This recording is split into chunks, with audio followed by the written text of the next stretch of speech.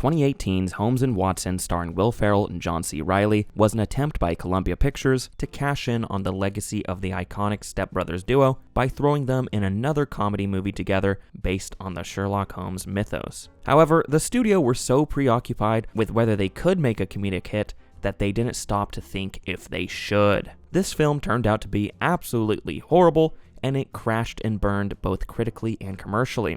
So today, we are taking another look at this cinematic disaster. We'll explore the history, find out what went wrong, and discuss some reasons why it's so bad.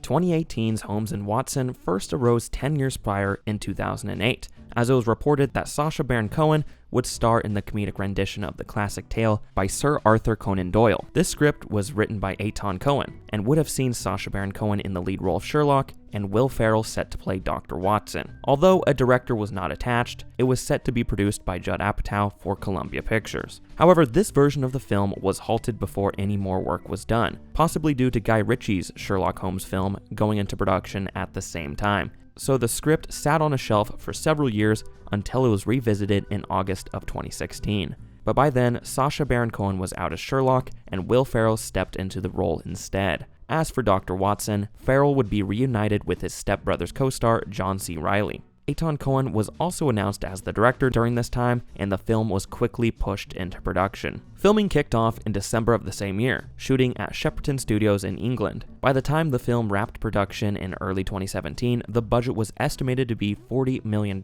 and an initial release date of August 3rd of 2018 was set. But the signs of impending doom became apparent soon after, as the film was hit with terrible reactions after the test screenings. This caused Sony to postpone the film to November 9th, and then again to December 21st, and then again for a final time to December 25th. The disastrous test screenings also led Sony trying and failing to sell the movie rights to Netflix. Man, if even Netflix won't take your film, you know you messed up. So the film unfortunately went to theaters, where it was hit with a pretty underwhelming gross. It made just $7 million in its opening weekend, coming in at number 7 in the box office behind Aquaman, Mary Poppins Returns, Bumblebee, Spider-Man Into the Spider-Verse, The Mule, and Vice. In the US, it went on to make $30 million, and overseas, it made $9 million for a total worldwide gross of $40 million.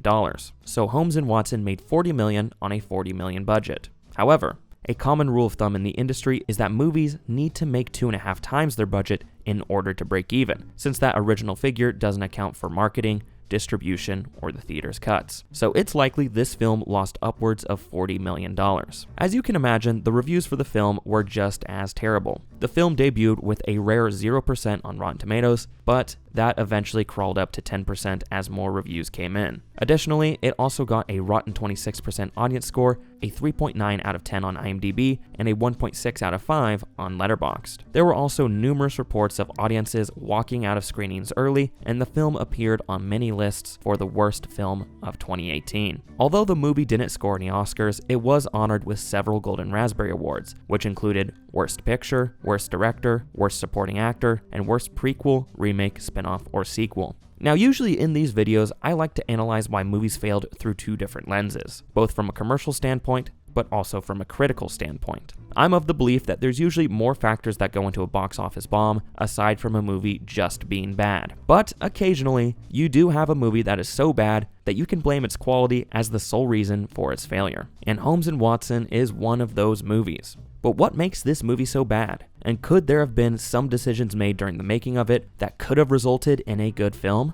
Well, I have some thoughts I would like to share. It's a bit tricky breaking down why humor doesn't work since it's so subjective. While I may not find Holmes puking over and over into a bucket funny, no doubt there is someone out there that does. And there's nothing wrong with that. I'm not judging anyone. I find Hot Rod hilarious, but I know there's people out there that loathe that film. But I'll do my best to explain why the humor in this movie didn't work for me personally, and why it didn't work for many other viewers. There's quite a few things that went haywire during the making of this movie that I think resulted in this absolute dud. And one of them, unfortunately, is the director, Etan Cohen. Etan Cohen has proven before that he is a somewhat competent screenwriter, as after all, he did help pen the script to Idiocracy, Tropic Thunder, a fair amount of King of the Hill, and the best Madagascar movie. Madagascar Escape to Africa. But what makes these movies different from Holmes and Watson is that A, he wrote them alongside other writers, and B, he didn't direct them. The only other movie he directed before Holmes and Watson was 2015's Get Hard. And while that movie wasn't a total train wreck, it wasn't particularly good either. Holmes and Watson should have been helmed by someone else, and that someone else is Adam McKay. All the classic Will Ferrell comedies such as Anchorman, Step Brothers, and Talladega Nights came from collaborations between Adam McKay and Will Ferrell. Although recently they've had a falling out, back in their heyday, they were on the same comedic wavelength and put out some solid and beloved movies. I think if we would have had someone like Adam McKay in the director role, this movie could have had potential, or at least could have been watchable. I also find it very likely that the film was pushed into production too quickly and there was not enough time to look over the script and make sure it was actually funny. There were only a handful of months between its announcement in August of 2016 and it going into production in December. And according to Deadline, this was because Sony was capitalizing on everyone's schedules being free. Additionally, I think this just wasn't the right project for Ferrell and Riley. The over-the-top British accents they were putting on were funny for the first couple of minutes, but they become extremely tiring and annoying the longer the movie goes on. What they were doing would have been perfect for an SNL sketch, but for an entire movie it is just nauseating. There was also too much of a reliance on improv and ad-libbing while making this film. Improv is a valuable tool within comedy movies that can give birth to some really funny stuff, but it is just that. A tool. It shouldn't be a crutch to lean on when you can't think of funny bits in the first place. And the thing about improv is that it also requires restraint. You need to know when to end a bit and accept when something isn't good. And this is very apparent in the editing of this film. Some jokes go on for far too long that are simply not funny. And similar to the use of improv, this film also relies on slapstick humor far too much. Slapstick humor can be hilarious if used properly. And the downside to this film is that it's far too lazy and once again is used as a crutch. In the place of actual jokes, we have Holmes hitting Watson with a cricket bat over and over, and people eating onions like they're apples. On top of the over-reliance on slapstick and improv, you also have bits that are just outdated and tired. A lot of the humor in this movie boils down to, what if this modern thing existed in Victorian times? Wouldn't that be weird? I mean, we have Holmes and Watson taking selfies with the Queen doing duck lips. Is this really the best they could do in the big year of 2018? And the thing is, there are some bits in here that in theory could have worked. There's that scene where Holmes and Watson are looking for a tattoo artist in a bar, so they have to drink a bunch in order to fit in, and they end up getting wasted and nothing gets done. The concept of that joke has potential. But the thing is, the filmmakers go about executing this joke in such a lazy manner that the base punchline gets lost in the delivery. The laziness goes further than just the comedy, as the editing and cinematography are also half-assed. We have shots that are poorly lit and out of focus, jarring cuts, a lack of continuity, and mismatched audio. Anyway, let's go clean this cake-covered bastard, shall we? At some point, both the cast and crew must have realized that this film was a lost cause and just gave up, because you definitely get that impression in a handful of scenes. But above all, my biggest gripe, and what I believe is the root to all the poor comedy, is that this film lacked consistency. Listen, it's a comedy and it's allowed to be as goofy as they want, but the key to grounding that comedy is to keep the logic within the film consistent. You can't start off the film telling us that Holmes is a genius and then completely contradict that in the next scene by showing us how incompetent he is. In some scenes in this movie, Holmes is a good detective, but just a little goofy, and then in other scenes, he is a downright nitwit with no redeeming qualities that can't do anything right. That's just signaling to the audience that this character doesn't matter and is just a vehicle to deliver these half-assed jokes.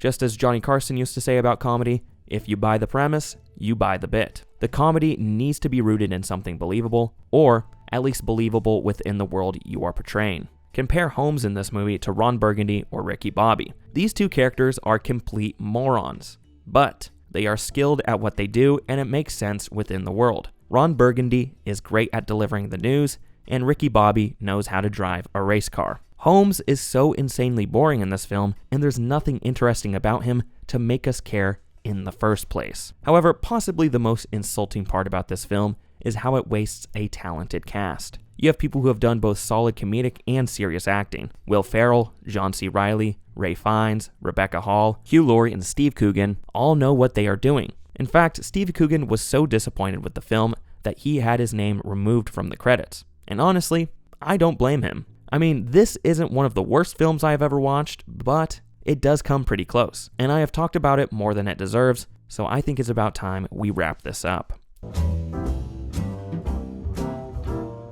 Holmes and Watson is a cursed film. It had a bad script, a bad director, the wrong actors, it relied too much on cheap humor, and it pretty much had nothing going for it. Not only was it a critical disaster, but it also lost millions of dollars and stained the careers of everyone involved. It was truly a disaster of cinematic proportions. But, have you seen the film? Is there anyone out there that actually enjoys it? Do you think it could have had potential? I'd love to know your thoughts in the comments. This has been Tom from Isenhart Productions, and thank you so much for watching. I'll see you next week.